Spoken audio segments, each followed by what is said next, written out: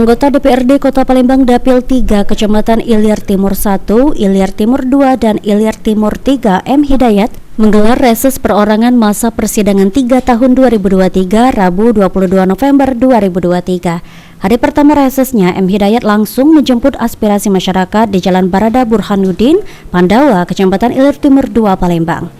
Disampaikan oleh anggota DPRD Kota Palembang M. Hidayat, meski diiringi dengan hujan, reses pertama berjalan dengan lancar. Untuk reses kali ini, tidak banyak aspirasi masyarakat lantaran sudah diserap pada reses sebelumnya. Namun, beberapa aspirasi masyarakat telah didengar, diantaranya permasalahan lampu jalan yang memang menjadi permasalahan utama. Selain itu, masyarakat Ilir Timur 2 juga menyampaikan aspirasi terkait permasalahan banjir.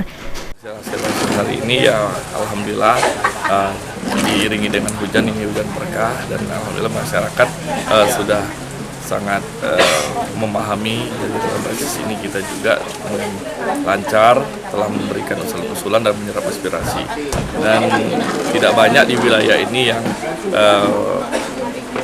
keluhan, tapi semuanya telah terserap pada saat periode reses sebelumnya. Seperti itu. Untuk keluhan masyarakat terkait reses hari ini apa aja?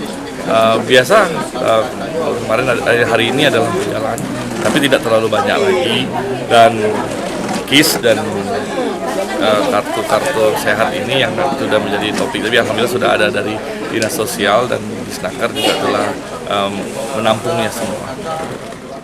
Setiap resesnya, M. Hidayat selalu memberikan asuransi sebagai bantuan nyata yang diberikan kepada masyarakat sebagai anggota DPRD Kota Palembang di daerah pilihnya, yakni Dapil 3 Palembang. Eki Saputra, PAL TV.